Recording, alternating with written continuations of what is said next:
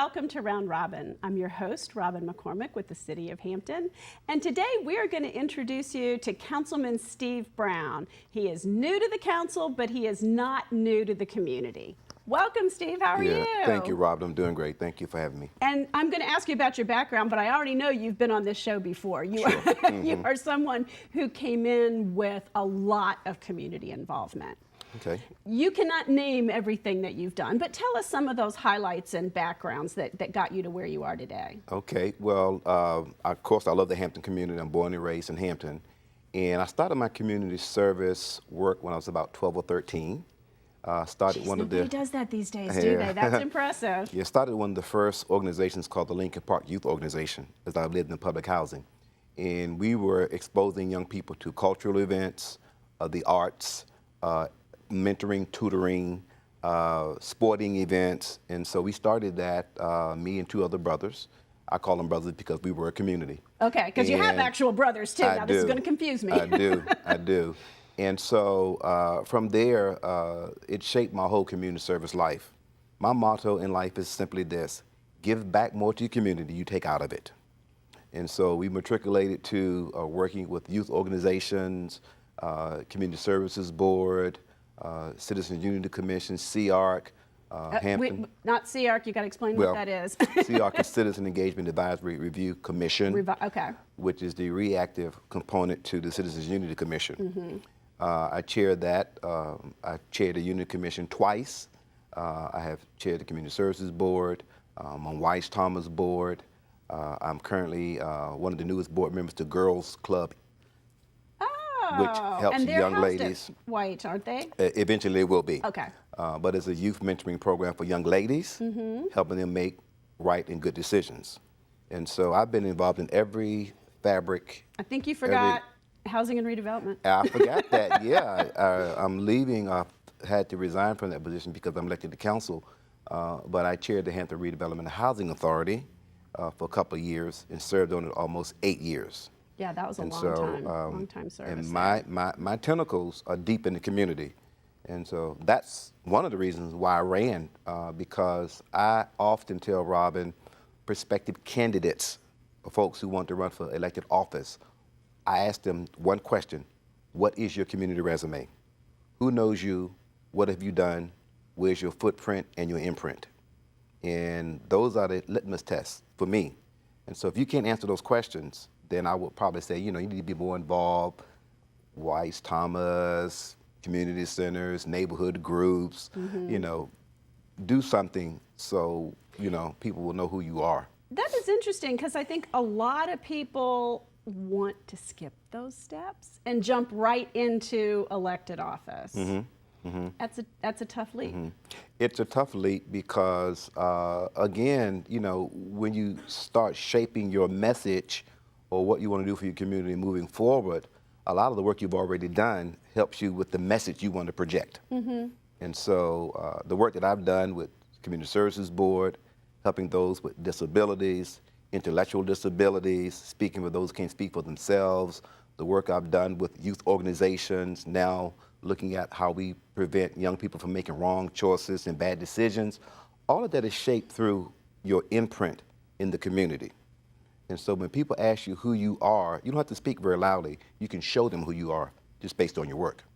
So what do you bring to council? There's a million issues you're going to face, and you're obviously going to be involved and have a voice in all of them, but what are your particular, the things you care most about, the things you see as the biggest needs for the city? One thing that I think is important to me as a council member, first of all, is to work collaboratively with my fellow council members. I think I bring a strong sense of leadership, proven leadership. I'm a consensus builder. I'm a good listener. And so when I come to the council, I bring a voice of reasoning, certain civility.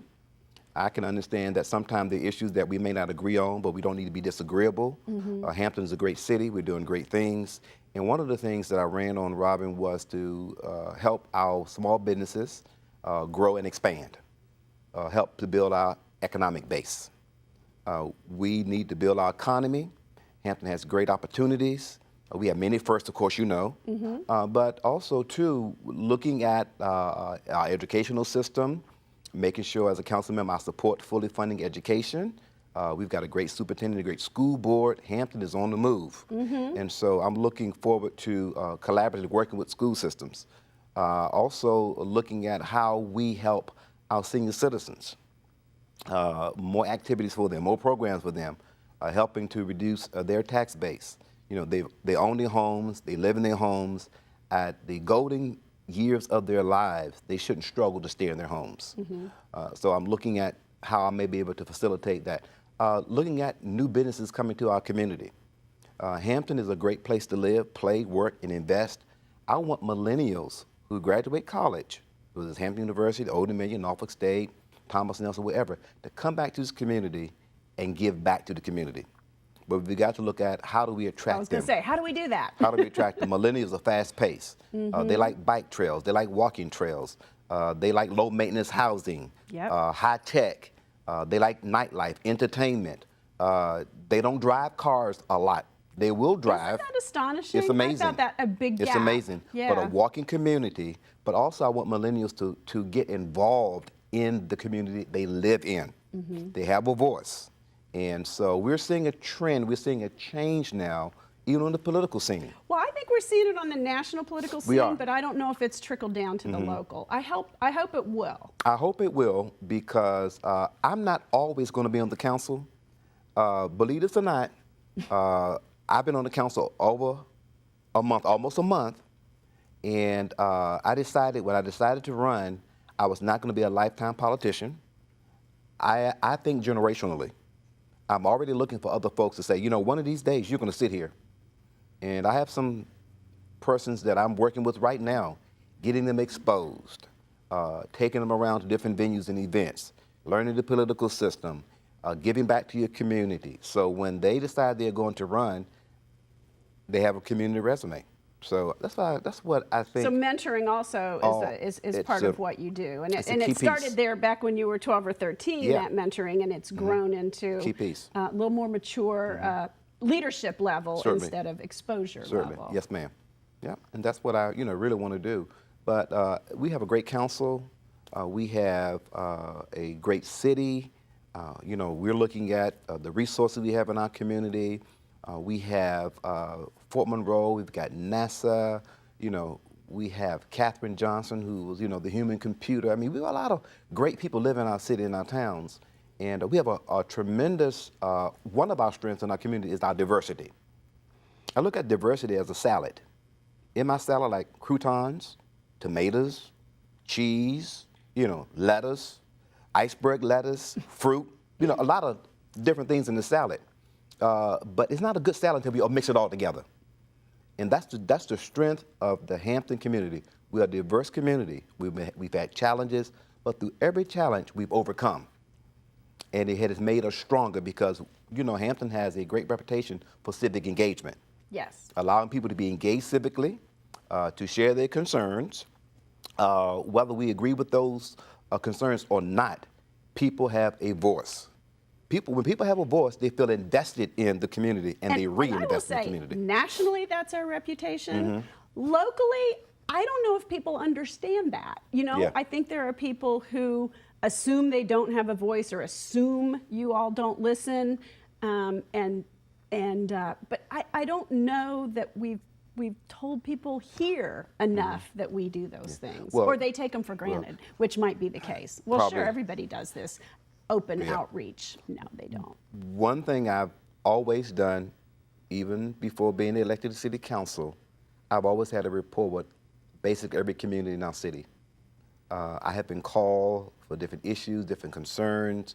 I think when people see that you're responsive and you listen, even if you can't do anything about it, other they got a call from a constituent.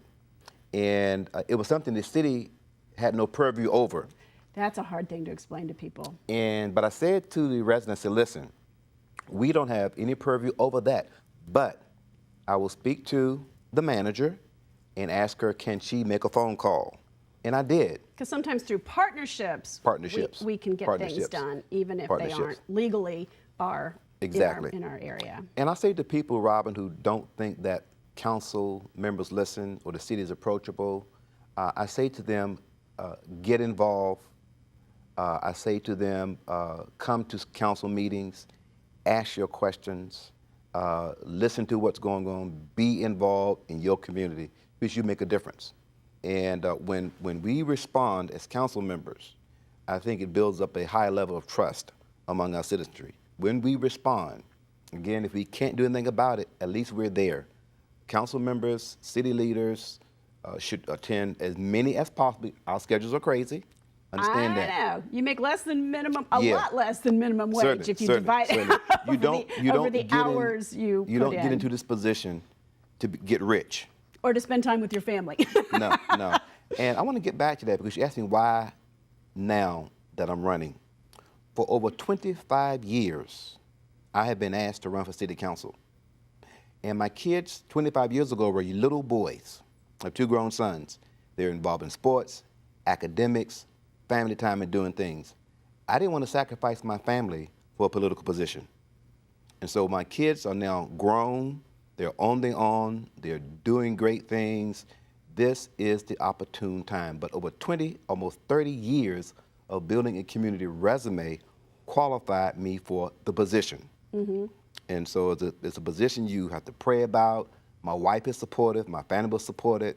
Had my wife said, I don't want you to do it, or my family said no, I probably would have second guessed it and maybe not done it. But there were community leaders who asked me to run. Dr. Mary Christian, former Councilman Will Moffitt. I had Linda Seeley. A lot of folks asked me to run. Chuck Hall, former CSB director, asked me to run. So this was the opportune time, and I felt like at the stage of my life that I could add value to what the city is already doing. So that's why I chose to run. That is beautifully succinct answer. Very, very moving, really. Yeah. Because I do think people tend to see running for city council as political or as getting involved in politics, and you have to because it's an election. But most of the council members, I don't think of as politicians. People out there might. I think of them as leaders. I think of them as Right. people who are trying to help and trying to give back. But the political system and the climate makes it seem much different than that, I think, and sometimes. One of my heroes is Mahatma Gandhi. And he says, be the change in the world that you want to see. If you're going to settle on the sidelines and complain and complain and complain, you become complacent. When people become complacent, they become desensitized. When they become desensitized, they just don't care. Well, and that's interesting because you, if I can say this, you are not someone who is always going to say, you know, yes, Hampton is right, yes, everything is Sure. great, blah, blah, blah. Sure. You Definitely. also don't complain. Right. So Right. how do we get more people to that involved questioning as opposed to, I'm going to say, griping on Facebook or whatever it is, or griping to their neighbor? How do we move people into helping to make happen what they want to make happen instead of that complaining? I think you can be a part of the problem or you can offer a solution. And I think people who are solution-oriented have a deeper commitment to the things that they're concerned about. And so they want to see progress. They want to see change. They want to convince their neighbors that this is a good city. And so people who are progressive and want to see these types of changes, I think change can be contagious. I like to be around positive people. Even in some of the difficult conversations as a city leader that I've had with folks or organizations, at the end of the day, I want to be able to say, listen, I've heard you, you've heard me.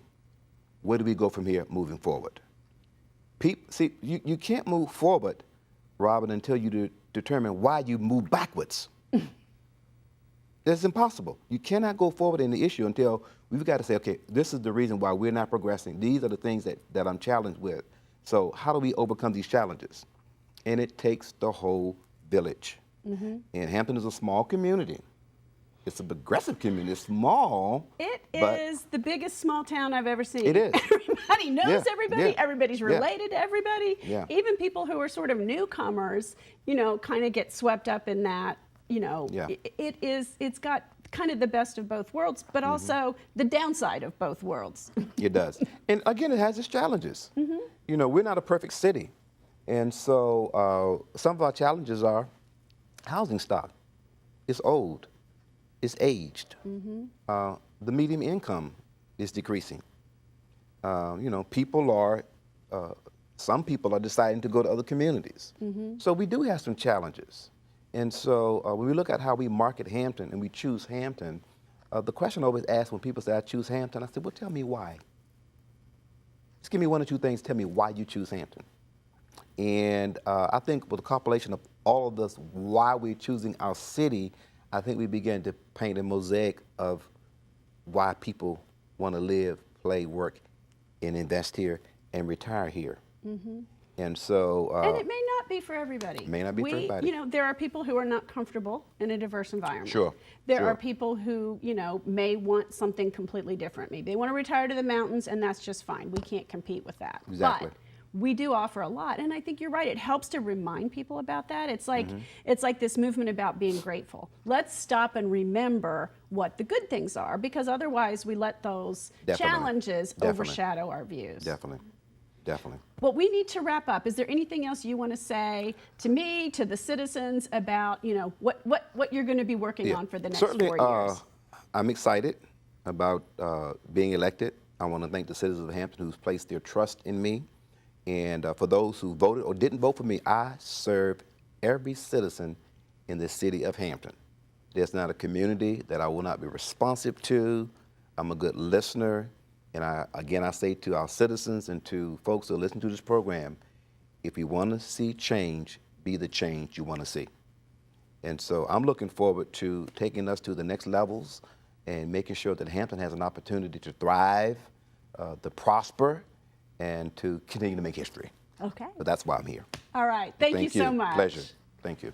And thank you for watching. I hope you understand a little bit more about why he won the election and what he's going to do for us as citizens, as small businesses, as big businesses, and for Hampton moving forward in progress. Thanks for watching.